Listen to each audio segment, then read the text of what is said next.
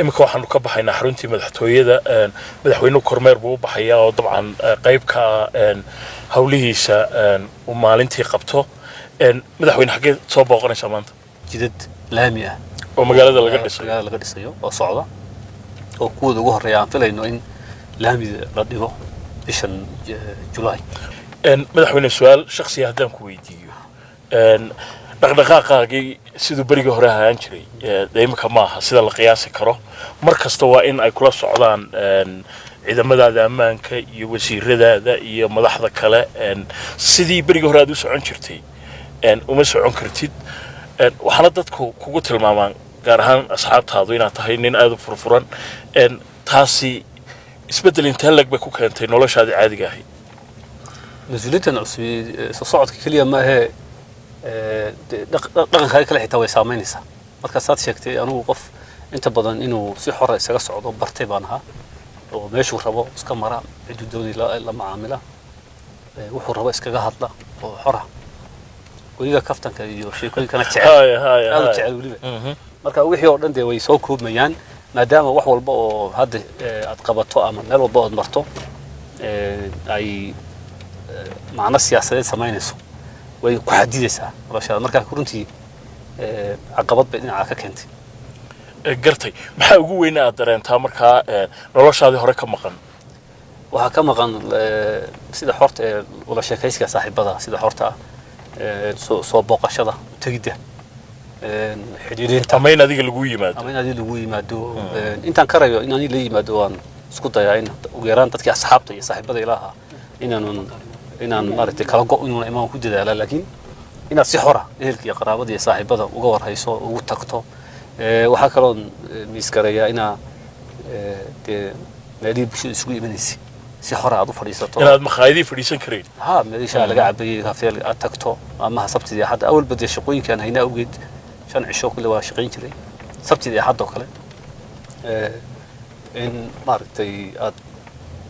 caruurahaagii iyo si waqti fiican u hesho ood ka hayso oo waqti dheer aad geliso oo maaragtay oo macna noloshii qoyska saameynaysaa qoyska ay saameynaysaa qoyska saameynaysaa caruurtaadii iyo waqtiga aad u helisay iyo la sheekaysigoodii iyo maskaxiyadna maadaama aad hawlo kale mashquul ku tahay iyaga barnaamijyadoodii baad runtii aad uga warhaymaysid waxbarashadoodii iyo kadabagalkoodii kolley aniga hadda duruufahayga oo kale maadaama meel kale aan ku noolaa soo reeritaanka iyo guuritaankiina waqti ay iska qaadatay arrimahaas arrimaha ugu waaweyn tabay ka mid ah dad fara badan ba waxay rumaysan yihiin madaxweyne saad ka warhayso in hawsha madaxweyne ay tahay inuu ogolaado ama diido ama wax ka bedelo waxay dad kale ka soo shaqeeyeen wasiiradii oo kale iyo agaasimayaashii iyo arrintu ma sidaas ah mar walba sidaa ma aha shaqada la qabto waxaa ugu badan fikirka ugu badan iyo go'aanada laftigeeda inaad ogolaato inaad diido ay taagan tahay isku mas'uuliyad maaha waayo isku dhibaato ma keenayaan ama maaragtay taariikhi ahaan xitaa markaad eegto agaasinka cid xusanaysaa ma jirto bariirka maalin waxaa laga yaabaa magacaadu ku raacaya sidaa daraaddeed maadaama waxaan la go'aaminayaa inta badan ay yihiin wax dad ama ka cadaysiinaya ama farxad gelinaya inaad aroor walba iyo galab walba go'aan aad qaadato qof kale ka cadaysiinaya ama wax u taraya ama maaragtay dhib ama dheef leh wax sahlan maaha marka shaqooyinka dee tiim baa lagu qabtaa shaqo madaxweynuhu keligii uu qabto isku soo ururinayo ma jirto laakiin sida ay agaasimaha iyo wasiirka iyo wasiir ku-xigeenku shaqooyin iyaga u gaara oo iyaga laga sugaya u jiraan madaxweynahana waxaa laga sugayaa jahayntii guud ee siyaasadeed isagoo la tashanaya dadka isaga maaragtay ay wada shaqaynayaan ama xisbi ha noqoto ama xukuumadda inuu maaragtay go'aanadeedii uu maaragtay qayb ka noqdo ama uu hogaamiyo isagaa laga sugaya marka waa hawl weyn weeye magaalada jigjiga imika aynu dhex marayno xalay go'aan baa soo saarteen waxaad tidhaahdeen jidadka waaweyn ee magaalada dhisme 4 dabaq ka yar lagama dhisi karo go'aankaasi muxuu ku salaysan yahay wuxuu ku salaysan yahay qorshaha magaalada master planka magaalada oo ah in dhulka wajahada ee soo horeeyo oo kale tabliicdi magaalada qayb ka yihiin marka haddii aan magaalada la qorshayna oo aan maaragtay qorsho cad oo ku socoto una jirina magaaladu dee waxay noqonaysaa istixyaal bay noqonaysaa marka in laga faa'iideysto dhulka mid walba sida uu qiimaha u leeyahay looga faa'iideysto ku saleeyahay waana mid ka turjumaysa barnaamij hore oo yaallay meesha oo master planka meesha qorshaha meesha yaalla noocaas oo qofka markaa aan maanta karaynin madaxweyne inuu dhismihiisii dumiyo ama afar dabaq ka dhigo maxaa laga yeelayaa كل دولة هو صار أنت يا قابلسن أنت بدو وح لإنكرج جرا وح مرتي شدود أي تايل ويرجل يودتك وجهاد أو كلا هيستا إني هدي أديس كلام أيوة أديسان هدي أديس كلام نقود وبدأ عندك اللي يبسدوا إني يبيانو يلفت قد قيمة وين بقولني قف أفر طبقة أديسان هي العقد مكسر سنة يا ويكبر أنت العقد قف عادي وقد كسر سنة وكنت يبيان إني هدي أنا تبرر هاي يجونا تبرت يا هلان waxay dhisan lahayd meel kale ka dhistaan magaaladiina ay faa'iido deegaanka markaynu si guud u eegno ma la oran karaa magaalada Jigjiga noqotay meesha indhaha dadkoo dhan soo eegayaan oo qofkii shaqo tag ahaa qofkii ganacsi sameynayay xaruntii dawladda oo dabcan ay tahay oo deedna magaalooyinkii kale aanay fiiradii loo baahnaa helin taa ma qabtaa madaxweyne adu waan qabaa waa dhibaato weyn oo jirta waliba carqalad bulsho keen doonta haddii aan la maaraynin marka anagoo taa ka duulayna anagu hadda waxaan maskaxda ku haynay in adeegyada asaasiga ah sida magaalooyinka waaweyn goday oo kale qabridahar iyo dhagax buur iyo muxuu ahaa filtu iyo wardheer iyo ugu yaraan caasimadaha gobolada fiiq iyo in maarta magaalooyinka caasimadaha ugu yaraan ay noqdaan magaalooyin tasiilaad ku filan iyo maartay فرصات كفر إن لقد إسوا إنه مهم تابع قادرنا كل ولا كله رئيسين دونا جودي وكان هذا مشاريع في عماك الصعودة إلا سيحوا جي ولا سيب بديو مركز بيجرين في عن الله سمايو ماشي الله سمايو بارت اللامي الله سمايو سكولات في عن الله سمايو عاصمات سنت سبتال في عن الله سمايو بيشد واحد قصاد وقت عاصمة مدن أنت عايتها طبعا تطبق بقصوها كان يهلكي مركز هلكي هراء واحد مودي إن قبليال إلا بس توليال وتوليال فربضان إلى سمايو سي مارت العقل لو قاتم شهر شغاله كليه ay ujeedadu ahayd marka taas ila jirtay weeyaan laakiin cilada Soomaaliya ku deegaanka Soomaaliya ku egmehe Afrika oo dhanba waxyaalaha caqabadaha lagu sheego xagga horumarku ay jiray u weyn waxa kamid ah in hal center oo caasimad uuna shacabka badankiisu ay isugu yimaadaan marka taa inaan wax ka barano oo hagaajino waan rabnaa laakiin dhinaca kale dadka deegaanka waxa lagu tilmaamaa kuwada reer magaalka baan ka hadlayaa ama ganacsatada inay dawlad ku nool yihiin marka soo sababta ma hatay ugu soo dhawaanayaan magaalada Jigjiga ha lacagtii xukuumadda oo dhan badankeedu markay Jigjiga timaado dabcan Jigjiga lagu soo ururaya laakiin sanadkan hadda labadii sano ee joogna anagu dhammaan degmooyinka iyo gobolada miisaaniyadooda loo dhaadhiciyay sida ahayd baa lagu dhaadhiciyay taas waxay keentay in dad fara badan hoos u dhacaan iyaguna marka dhaqaaqa nololeed ee ka jira magaalooyinka hadda aan ku sheegayo uu ka balaaran yahay kii hore ka jiray laftigoodu ka balaaran yahay isbedel muuqda jira dabcan hal mar wixii oo dhismo bedelayo oo maharadihii ninkii hotel furinay meesha lacag ka faa'iidayo ninkii isbitaal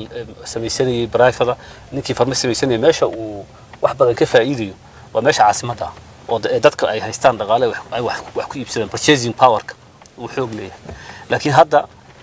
intii isbedelku yimid kadib magaalooyinkiina lacag badan in la geliyo oo laga shaqeeyo yaa wadna waxa la yaab leh waxa weeye 27 ka sano deegaanka Soomaalidu haystay ismaamul hoose oo ugu yaraan magac u yaalba ahaade laakiin miisaaniyad ahaan dhaqaale loo soo diray wax fara badan lagama qaban magaalooyinka caasimadaha ee gobolada wardheer hadda tagto iminka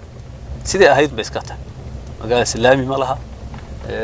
guryo wadareed hadda ugu horeysay aan u bilownay sanadkan waxa laga qabtay wardheer oo kale inta guryo wadareed ilaa iyo 40 ka badan baa laga sameeyay waxa laga sameeyay waxa socda laamidii qabdaariya isku xiriisay waxa socda leerka 40 saaca in la geeyo sanadkan in mashaariic kale oo noocaas loogu daro marka meel walba markay magaalo noqoto dabcan ay korto iskuulaad jaamacado loo sameeyo meel walba way sahlanaanaysaa nolosha dadku way kala baahayaan iska qabsiga dhulkuna uu yaraanaya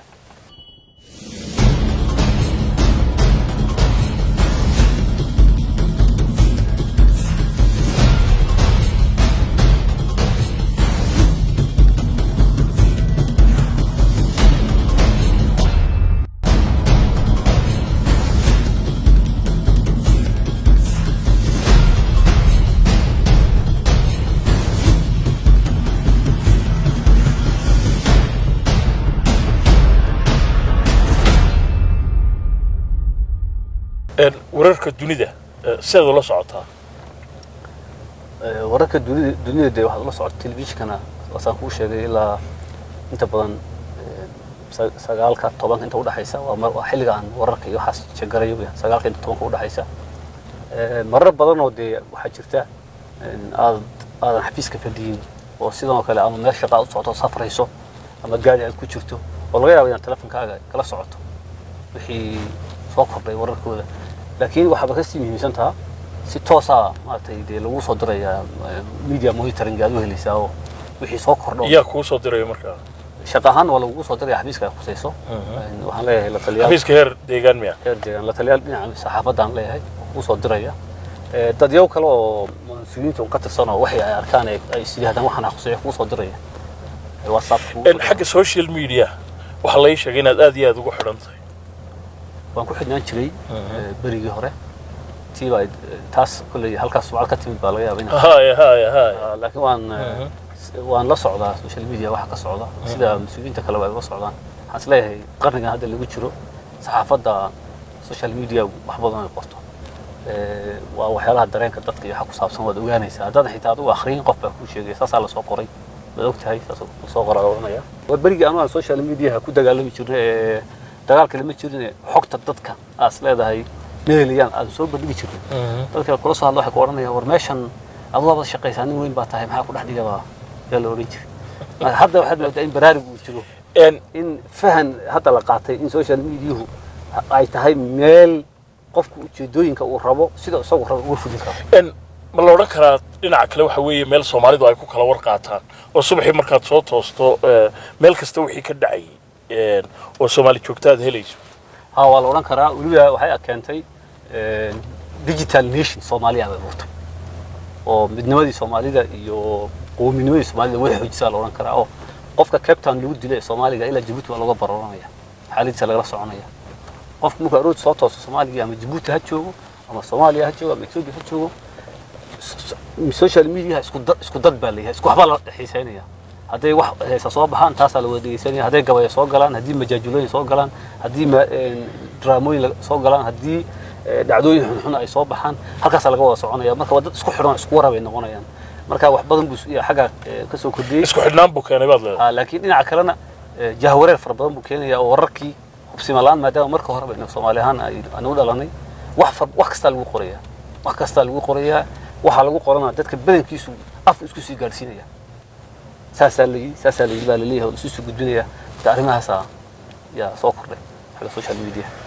waxaan imika ku soo noqonay xaruntii madaxtooyada sidii madaxweynuhu sheegay in qaday ku kala war qaadanayaan madaxweyne ku xigeenka cusub oo saaka u yimid magaalada Jigjiga barnaamijkuna halkaas inoo sii socdo